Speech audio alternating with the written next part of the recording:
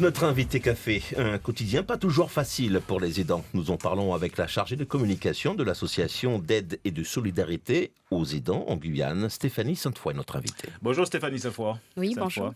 Alors, pour planter le décor, un aidant est celui ou celle qui apporte une aide régulière à un proche qui perd son autonomie du fait d'un handicap, d'une maladie ou de l'âge. Alors, une activité tellement prenante que les aidants arrivent à se négliger au quotidien. Comment est-ce possible, Stéphanie Sainte-Foy? Mais écoutez, oui, vous avez déjà donné une très belle définition de l'aidant. Donc, c'est-à-dire c'est une personne qui apporte son aide de manière quotidienne et régulière à un proche en situation de handicap, de dépendance ou même malade. Et donc, il est vrai que ces personnes finissent par s'oublier parce que par ce geste, par cet acte d'amour qui est d'aider au quotidien un proche en difficulté. S'oublier, il faut le faire quand même. Alors, en effet, si vous voulez, puisque ces personnes-là déjà ne se rendent pas compte qu'elles sont aidantes. Déjà, d'une part, parce que pour elles, c'est tout à fait naturel, lorsque nous avons un proche, un parent qui est malade, de pouvoir lui apporter l'aide. Et donc, en effet, certaines personnes n'ont pas ce réflexe de penser à elles et de se dire qu'elles ont quand même des limites avant tout. Elles sont tellement impliquées dans l'activité que voilà. Impliquées, oui, parce qu'au quotidien, ça demande beaucoup d'engagement et d'investissement, ne serait-ce que pour prodiguer des soins médicaux, également tout ce qui est, on va dire, des soins également liés à la santé de la personne, nourrir la personne, les démarches administratives également. Donc, c'est vrai que c'est un quotidien assez lourd pour ces personnes. Et d'ailleurs, il faut savoir qu'on a quand même un pourcentage de 77% des personnes qui se sentent stressées, surmenées de par leur situation d'aidant. Évidemment. Oui, alors justement, cet aspect de votre métier, c'est une qualité qu'il faut avoir pour pouvoir exercer ce métier, ou alors ça se développe au contact une fois qu'on a démarré l'activité? Oui, alors effectivement, donc je tiens à préciser, puisque vous parlez de métier, être aidant familial, ce n'est pas un métier reconnu comme tel. Je m'entends, parce qu'en effet, on peut quand même bien distinguer l'aidant professionnels, donc qui peuvent être des assistantes de vie, des auxiliaires de vie, et l'aidant familial et ou naturel, qui est un proche, un parent de la personne que nous devons aider.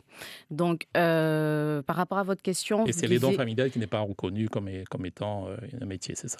Alors, si vous voulez, la loi, maintenant, puisqu'il y a eu une loi en 2016 qui est sortie, donc la loi relative à l'adaptation de la société au vieillissement, permet justement à ces aidants familiaux d'être salariés de la personne qu'ils aident.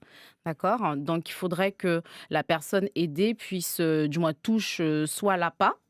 Donc, c'est l'aide personnalisée à l'autonomie, plutôt donc l'allocation personnalisée à l'autonomie ou la PCH, donc pour les personnes handicapées. Et en effet, elles peuvent prétendre à être salariées de cette personne sous certaines conditions, bien sûr. Mais si vous voulez, être aidant avant tout, on va dire que c'est un engagement, c'est un acte d'amour, comme je l'ai dit.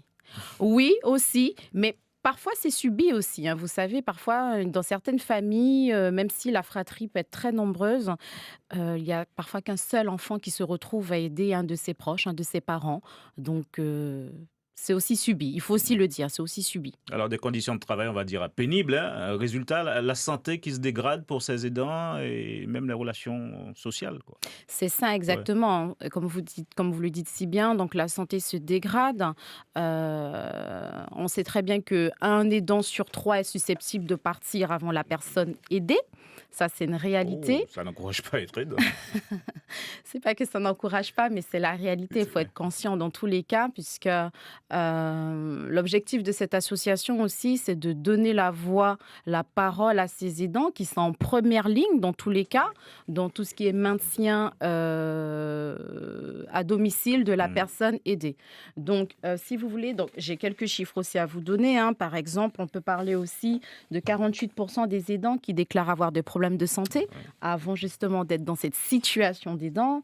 75%, comme je l'ai dit, des personnes déclarent souffrir de fatigue et de stress. Problème de sommeil. Exactement, problème de sommeil, consommation excessive de médicaments également. Exactement, de médicaments. Puisque avant tout, l'aidant, c'est une personne qui a ses limites. Et donc, il faut aussi en tenir compte. Il faut tenir le coup. 11 millions d'aidants en France. C'est ça. Combien en Guyane vous avez répertorié? Alors, si vous voulez, malheureusement, nous n'avons pas vraiment de chiffres précis, puisque on va dire que c'est la défaillance au niveau de notre territoire. Mais je pense que nous pouvons estimer, selon le nombre de personnes qui sont handicapées, ou même en situation de handicap, ou même en situation de dépendance, 20 à 25 000 personnes. Et donc, votre association, Stéphanie Sainte-Foy, a décidé, on va dire, de prendre le problème à bras-le-corps en organisant des ateliers. Comment ça se passe précisément? Exactement. Donc, l'association d'aide et de solidarité aux aidants en Guyane, qui, je précise, fut créée en janvier 2018, donc il y a déjà 1 an et demi, a mis en place des ateliers, un programme d'ateliers santé des aidants qui a pour objectif d'apporter à ces personnes un moment de répit pour pouvoir prendre soin d'elles. Et donc, ces ateliers s'articulent autour de 2 modules. Donc, un premier module, Ma santé et moi, donc qui est animé par la coach en développement personnel, Madame Sadji Ozerman. Et ensuite, un deuxième module, Aidant et en forme, animé par Andy Théolade, qui est éducatrice sportive, et Madame Louise Mogès, qui donnera donc un atelier yoga. Donc, il y a déjà eu un premier atelier vendredi dernier, donc vendredi 27, qui a pu accueillir une dizaine de participants. Et je peux vous dire que c'est un atelier riche en partage et en émotions, au cours duquel les personnes ont pu libérer la parole et partager leur expérience, mais surtout repartir avec des clés et des pistes leur permettant de pouvoir trouver des solutions concrètes à leurs difficultés d'aidants. Physique, psychologique? Oui, exactement, physique et psychologique. Ça fait du bien, donc on se rend compte que c'est un réel besoin de leur donner cette expression, cet espace de parole.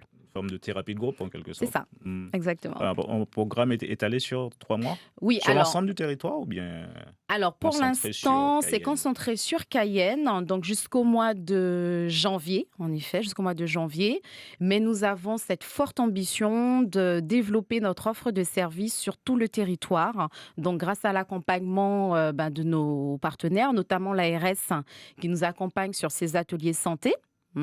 Et ensuite, effectivement, nous avons pu prétendre également à des financements de la part de la CTG ainsi que de la CGSS, donc pour les prochains événements, les prochaines actions que nous aurons à mettre sur le territoire. Donc, aidant qui n'est pas encore reconnu comme un véritable métier, donc le combat va continuer en ce sens pour... Oui, exactement. Le combat continue. Il faut savoir que l'association est présente et donc j'invite toutes les personnes qui sont dans cette situation ou même qui connaissent un proche qui est aidant de se rapprocher de nous, pour que nous puissions construire vraiment un parcours de vie par rapport à leur situation et leur apporter des solutions concrètes à leurs problématiques. Vous êtes aidant vous-même ou pas? Alors, je suis aidante de manière ponctuelle, en effet, mais dans tous les cas, je reste sensibilisée sur cette thématique parce qu'il faut savoir que nous sommes tous potentiellement aidants, dans tous les cas. Stéphanie Sainte-Foy, bon courage. Merci d'avoir répondu à nos questions ce matin. Merci. L'invité café.